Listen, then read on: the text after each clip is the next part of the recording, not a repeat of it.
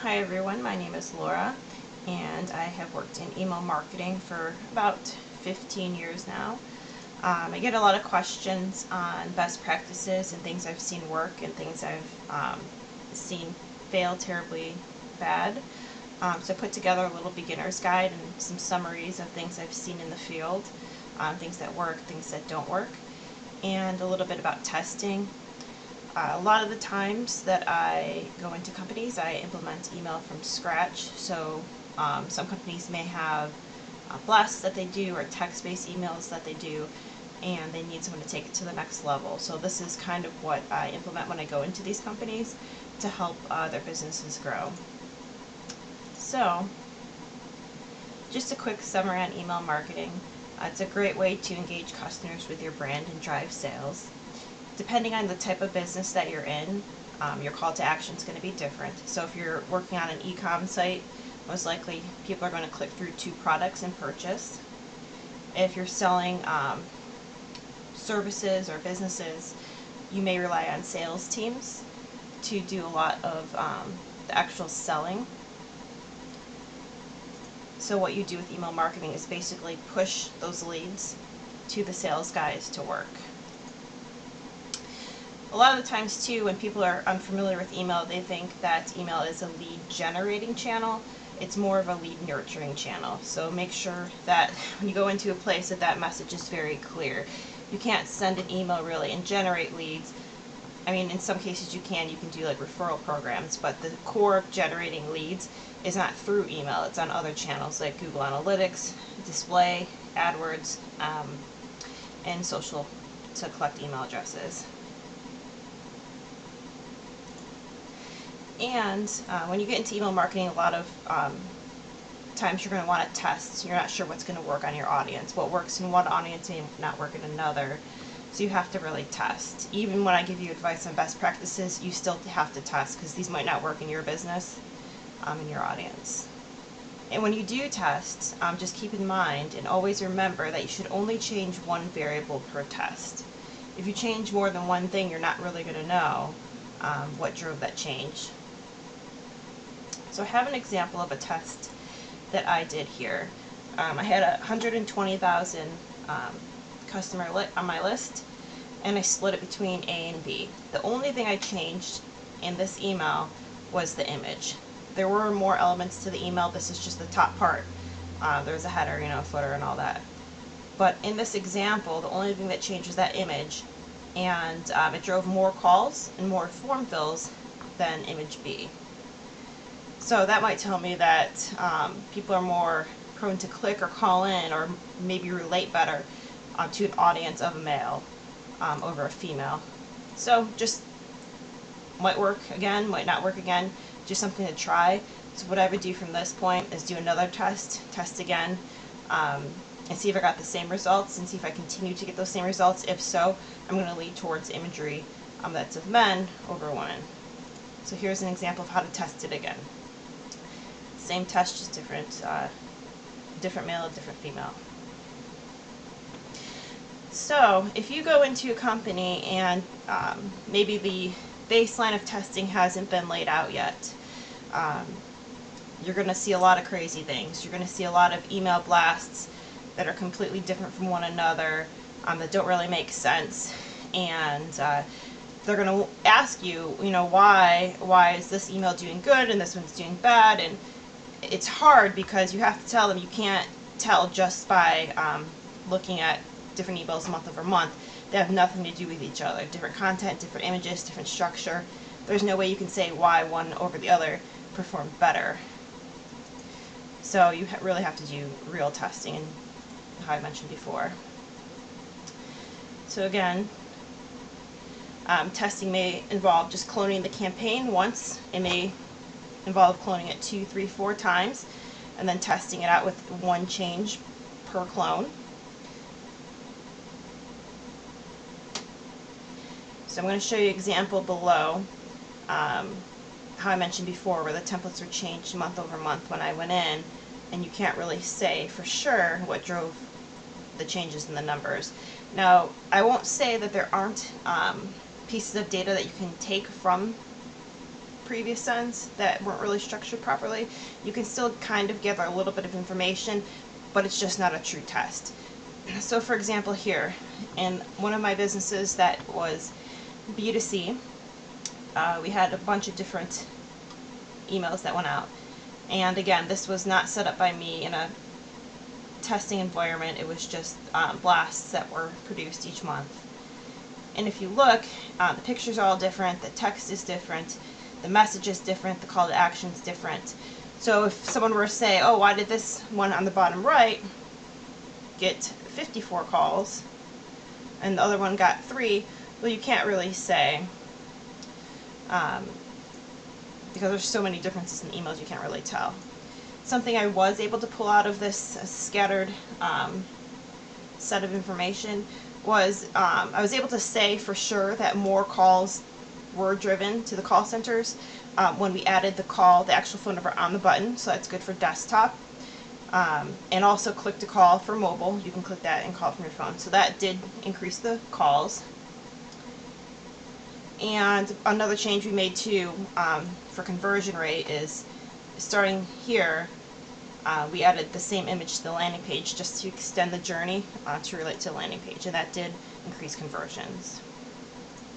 So that's just a test you may want to run by, is cloning something out 1 to 4 times, changing one element rather than having a whole bunch of different elements change. And again, just to summarize, the problem with doing it this way with changes on everything is that there's no baseline set. You can't tell what drove the change. So with this client, I suggested going forward, you change one thing. That's it. So then they're going to ask you, well, how do you test? So there's a special order to testing, and you don't have to follow this. This isn't written in stone. This is just my suggestion and best practice and what I've found to work the best for me. So basically, I'm suggesting to test in a specific order. The order I suggest basically starts from the beginning of the story where the customer sees to the end of the story. So what's the first thing that they see? The first thing they see is the subject line. Then once they open it, they're going to see probably show images or some text that you have there. People are very visual, so the second thing I'd say is test the images. Test your call to actions, then your headlines. You could test your navigation out if you have one. And then if they get that far in the journey, that they've opened it, they're looking at the images, they're scrolling to the buttons or to the headlines and such, you could then begin testing copy, but only after all these other items have been tested out. And just to give an example of what a subject test might look like, you may test like a subject line with an emoji at the end, one with the same subject line with emoji moved to the beginning, see which gets better open rates. If adding it at the end goes better, you move forward with that. You can add a name or no name, things like that. Free's not really a good word, it's a spam word. If you have good IPs, you can get through. So be conscious of that, but you could test something like free and complimentary. And again, you want to test a few times to see if the results are consistent. Image testing, same thing. You might test a male to a female, a younger male to a senior male, and so forth, and see what works with your audience. Button colors, headlines, templates. You can test out different modules, maybe do 1 compared to 2, 2 to 3, and so forth. Okay, so another big part of email marketing is a lot of people focus on the templates, but the truth of it is a lot of it has to do with your audience and targeting. So my suggestion here is if you're going somewhere new or you're just trying to improve your email department, separate your data out into dates. Date created, maybe do 3 months prior, see how that data performs. Pull the previous 9 months, see how it performs, maybe a year or 2, all the prior years, and just test and see what customers you can get to engage, because then if you get an older customer to re-engage, now that customer becomes on your openers list or your clickers list. So you can try to do re-engagement for the older older aged leads, to try to get them back into your openers and clickers list. Then, once you're sending out these types of campaigns and testing, you're also building lists such as sent with no action, openers, no click, openers clicked, open clicked and filled out the form, open clicked and bounced off the form. And you can treat each of those audiences differently. So I just have some suggestions over here. Like if you send a note, nothing happens, maybe you could send again with a different subject to see if that entices them. If they opened it but they did not click, maybe the messaging inside was not enticing enough, or they didn't like the options you had in there, or the layout was wrong.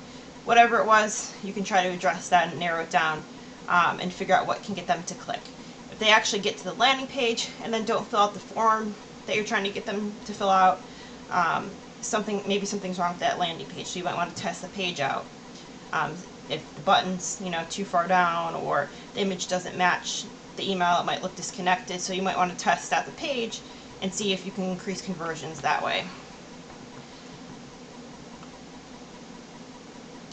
So the next couple slides I'm going to call something decision-based email marketing and behavior-based, and it's very similar. Just the way I broke it out is when I say decision-based, I'm saying taking these lists, like your openers list, your clickers lists, and then treating them all the same. So if I had openers from 2017, I send them up last. So that's like a decision that I made to move forward with that direction. Behavior-based is more based off of the action within the email itself and where they're taking action. So if I have two call to actions in an email, one says learn more about training, and one says schedule an appointment. If more people are clicking on the training or get more information over scheduling an appointment, well, first I know to move forward with those two buttons, and then I know what to follow up with the messaging. So you follow up with what they're interested in, and you know what they're interested in by where they're clicking. So here, this just maps it out. So Responses is my platform of choice. It's an Oracle product now. They have these things called programs where you can build out automation, algorithms basically. You just build everything out, you sequence it out, put in all your if-then statements, when this happens, do this, all the campaigns, all the creatives, and you build that out. So this is an example of that. So if a lead comes in, the first email goes out.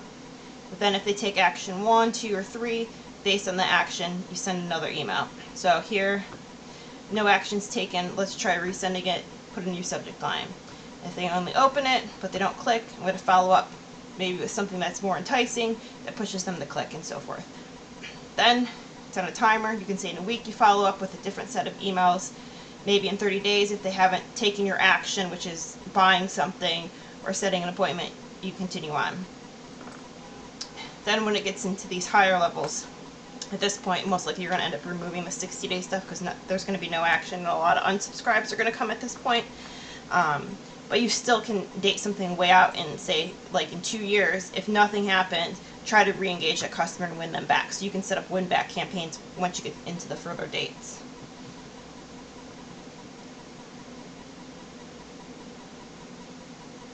Oh, and here too, I mentioned if you set like a timer in between each send, and you can also set data checks. So if I say if appointment is set equals yes, or is 1, remove them from the program, and that would just eject them out. So you can take them out at these like data checks. So once you understand the concept of that, of how that works, just the whole flow and how things go through the funnel there, you start talking about the design, the templates, and the content of what goes in those. So when I set up for one of my clients that I'm on right now, what I set up for them was I went to their website and I viewed the traffic into what pages people were going to most.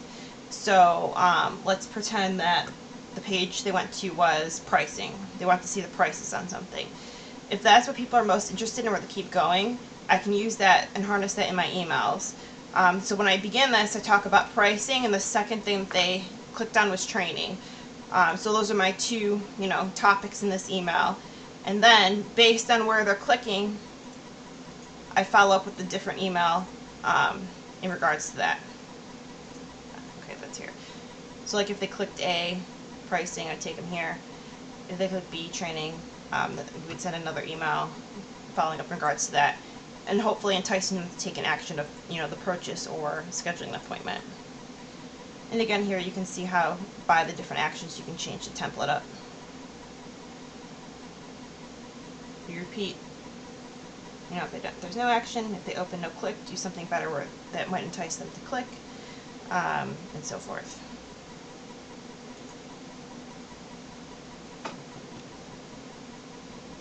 And I already went over that. Okay, so as I mentioned before, email is not a lead generating channel.